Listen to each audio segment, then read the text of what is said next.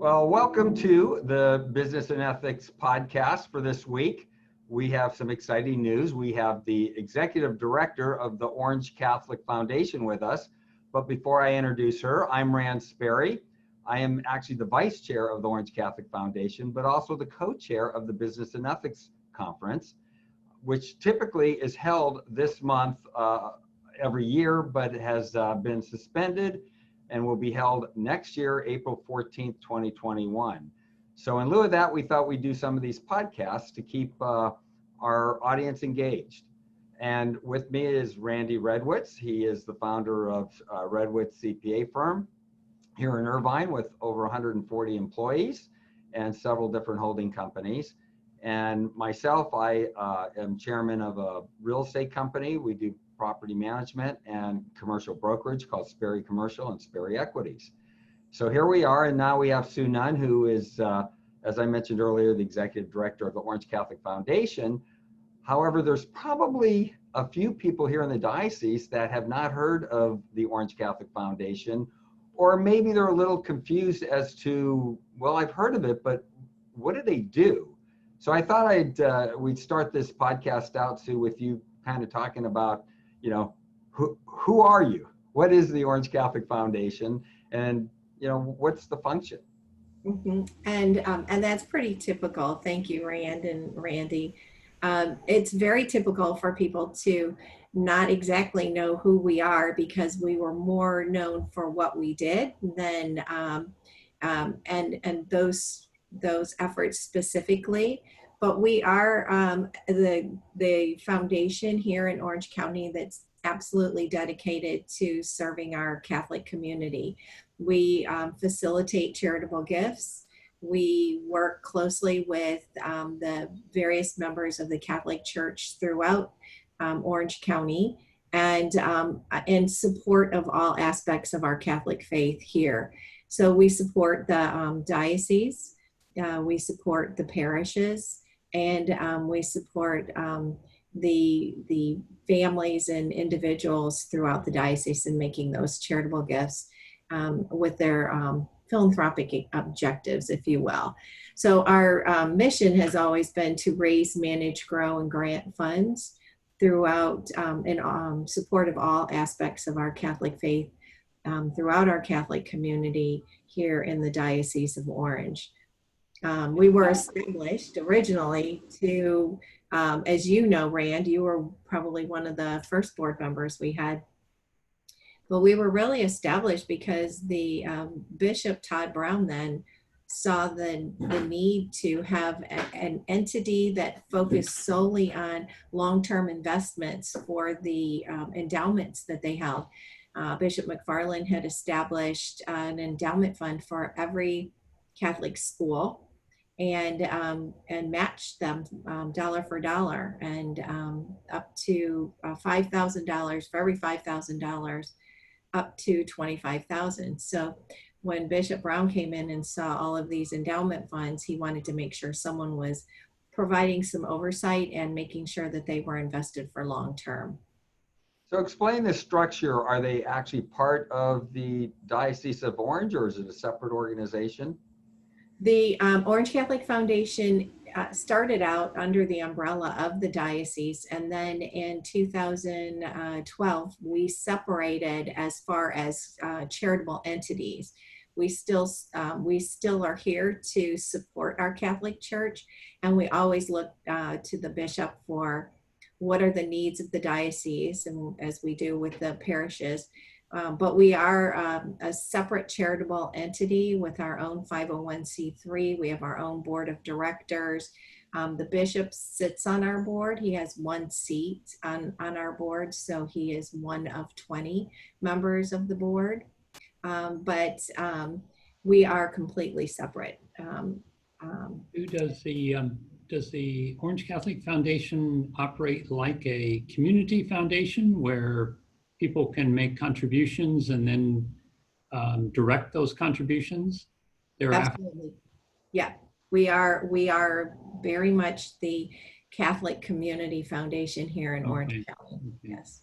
That's interesting to know. For all my connectivity to the foundation, I never realized that the foundation could operate in that capacity. Yes, we do. We have donor advised funds. So we have a whole host of funds. We have of course, the endowment funds for the schools. Some parishes have endowment funds. We have quasi endowment funds. So if a parish were to get a bequest that they wanted to invest long term, they would give it to the Orange Catholic Foundation. We would invest that. But more importantly, for individuals, there are individuals that have established a fund at the foundation and endowment fund, and they've said, this is what I want you to do. Rand has a fund there, and when he established that fund, he said, I want all of the growth in earnings. The 5% is what we normally spend out, but he said, I want 5% of the value of the fund to be distributed every year to support scholarships and tuition assistance. So someone else could do that where they've supported a ministry at a parish. And then we have donor advised funds where families have created a fund, and then they advise us on where those funds go each year. And then we make those gifts. That way a donor can remain private. Or we can share their information with the entity that receives the funds. Now, how does the foundation operate in conjunction with, say, Santa Margarita Catholic High School? If they've received endowments or Mater Dei, are those endowments directed to the Orange Catholic Foundation, or do they sit on the financial statements of the school entities?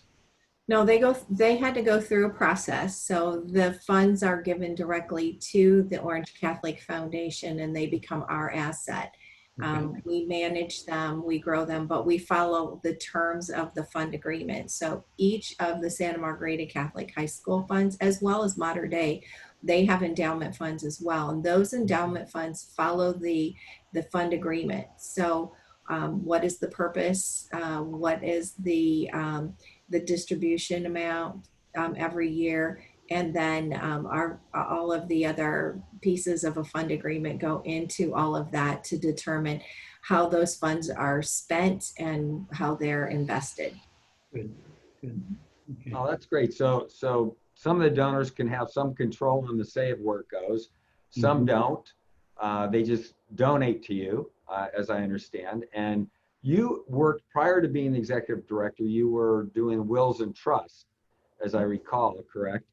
And over this past year, in fact, you're just hitting your 1-year anniversary as executive director as a result of Cindy Bobrecht passing away. And so tell us a little bit about how the wills and trusts play into the foundation. Sure. So like I said, we have these endowment funds. And when we go out and talk to families or talk to parishes about the endowment funds, when I was first brought on actually by Cindy back in 2010, we wanted to build the endowments that the foundation owned and grow those funds as well. But we couldn't do that if we didn't educate families and give them the right information on how to make a gift to an endowment fund, what type of asset should they give to an endowment fund, what should they be thinking when they're doing that. So there's a whole educational process. So we started out doing endowment building workshops for the parishes so that they could carry out an endowment program within a legacy program in their own parish. And we learned real quickly that we really needed to educate our parishioners. So we started doing the wills and trust sessions.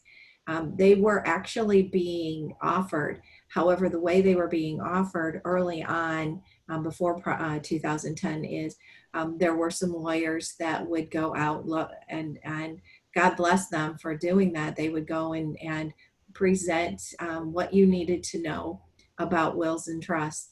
And then when they finished that, they had a lot of other things to do with their normal job. And so they would go back, and there was really not an opportunity to follow up, make sure they understood everything. So we revamped the wills and trust sessions and we started building on those. And eventually we went to, I think in year 2, we started offering complimentary consultations, because if we give information that's general in nature, they're formulating questions in that session about their own personal situation. And rather than asking those questions in a public setting, we created the complimentary consultation so they can go in the privacy of a law office and have those questions answered with no obligation of hiring those attorneys, but just to get those questions answered. And then hopefully they go off and either recreate or they amend, or they create a new, an initial estate plan.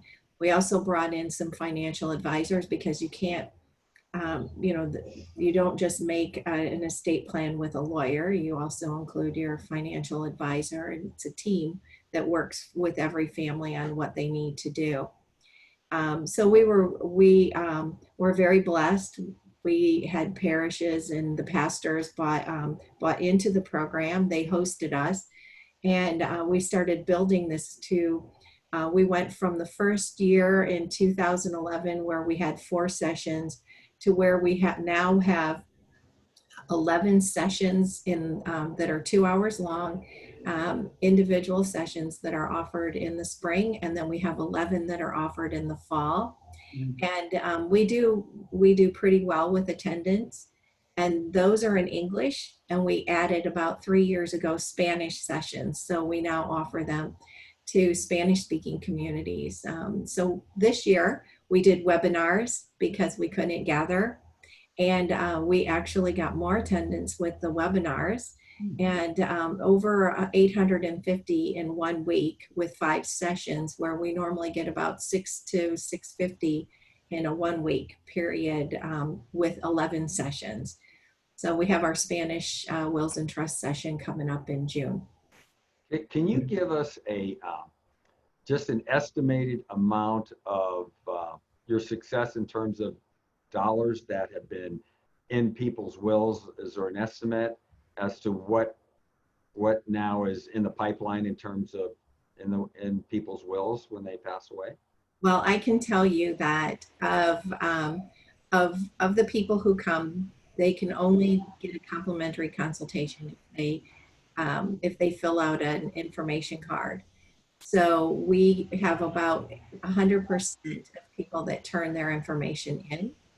And then of that, 80% of the people go and see a lawyer. And of that, about 75% include a gift in their estate plans. Now, historically, in the US, an average charitable bequest is about $100,000.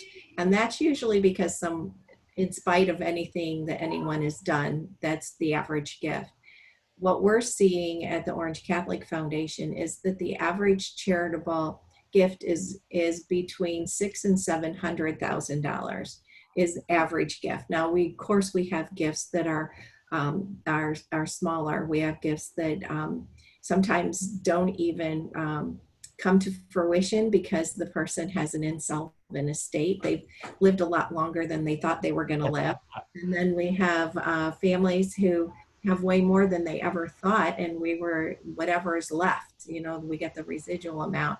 So we've been very fortunate. One of the things about the estate or the wills and trust sessions is you never know what people are going to ask you. And so one of the, whenever a lawyer kind of goes off on a tangent, I always figure it's the Holy Spirit leading them, although lawyers like to go off on tangents from time to time. But we were very blessed with a gentleman who was very moved to make a charitable gift and and really believed in what the Orange Catholic Foundation did and how we supported the community. And he told us he wanted to make sure we would always be around to support the diocese and support our Catholic community. And so the first time I went to visit with him, I felt a little conflicted because he wanted to make a very large gift. He had lost his wife and he wanted to make a gift. And he said, but didn't you tell me that there's a way to make gifts with real estate, that I have some rental property. Well, it turned out he had quite a bit of rental property. And so you just never know who you're talking to in those situations and what it turns out to be, because everyone looks the same in that room when they come. No one looks like they don't have a marker that says I'm more affluent. I don't have anything. They all just sit in the same room and hear the same message, and you just never know who you're talking to. I've had that experience out at Santa Margarita in trying to do fundraising, and some of the people that become the most critical, potentially in an audience, sometimes give the biggest gift. And we had this giant surprise one time, over $100,000 check that came to us from an individual who was so critical, but then really bought into the program. So you're absolutely right about that. They were just doing their due diligence, Randy. That's right. There you go. Right. It is amazing how generous some of our Catholics are, our fellow Catholics. We're kind of known as not being very generous among the religious communities. Yeah. But if you dig down, or you're part of an organization like the Orange Catholic Foundation, you realize there are some very, very devoted people out there that have given generously in their wills, and of course in their lifetime as well. So I think I could mention this because it's typically public. I think we manage about between 70 and 80 million dollars now in terms of money in the foundation. Yes. Yeah. Well, and most of that, there's cathedral money that we've distributed out. In endowment funds, we have about 44 million in endowment funds alone. Mm-hmm.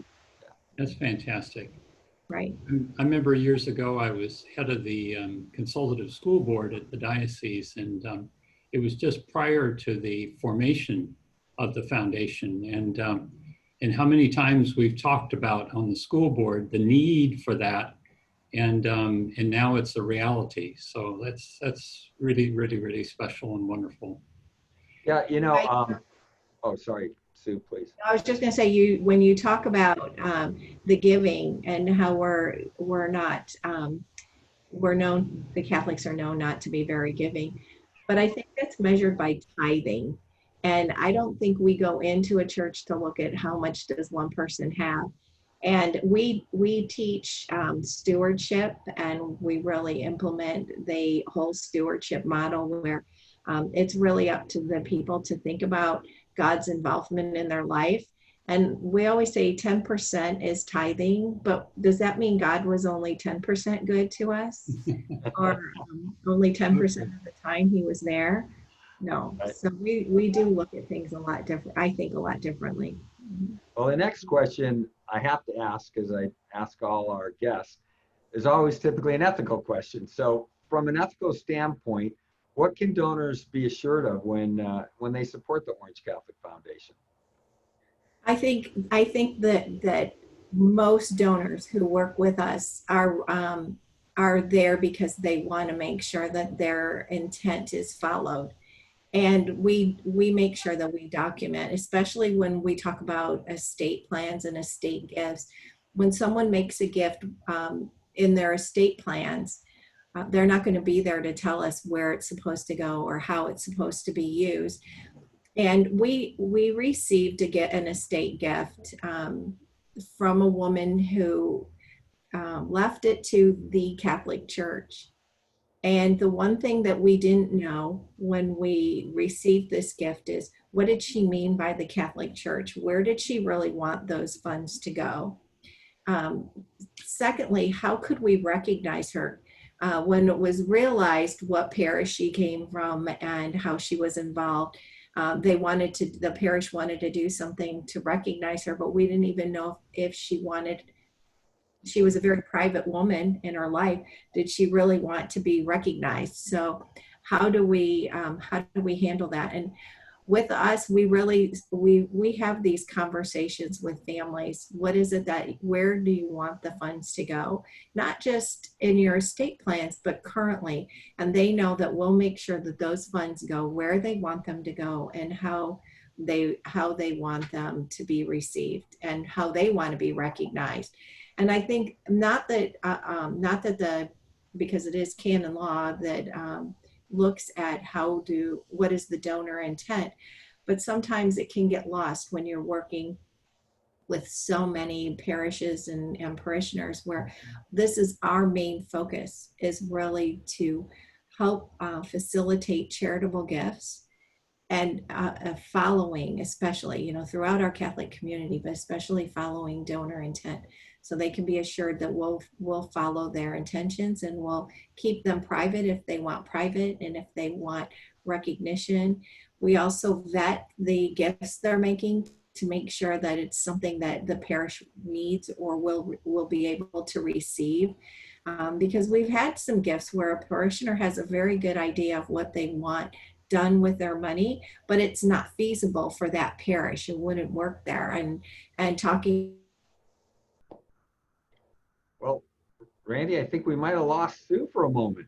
Sue, yes, she went into a freeze frame here. Yes. Well, one of the points I wanted to make as well is that the funds are protected based on the structure of the organization.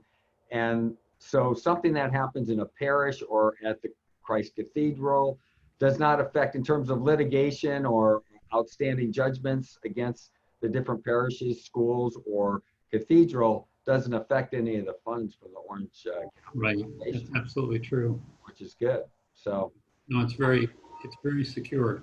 Whoops, now we lost Sue altogether. well, we lost Sue. We had one final question. Yes, we did. And she may come back. And But Rand, you as a board member, at the board level, what do you talk about for the future of the foundation? What's the goal set? What's the next stair step that the foundation wants to make? well, we were pretty involved in the managing and collection of the PSA for the diocese, and now that has been transferred back to the diocese, so we no longer do that. So our focus is really on fundraising, specific projects, fundraising for the schools, as well as for things that are going on in the diocese. But mainly like the wills and trust, and making sure that people have a very protected way of making a donation, knowing that the funds are going to go into the direction that they want it and that they're requiring us to do. So we just want to continue to build it. We, as Sue said, we have 44 million in that particular area, and we want to grow that. Sorry, we've had some technical difficulties, but I do want to remind everyone listening that we will have our next Business and Ethics Conference on April 14th, 2021, and we really hope to see you there. And we will be continuing these podcasts. I want to thank you all for listening. Bye, Randy. Bye-bye, Rand. Take good care.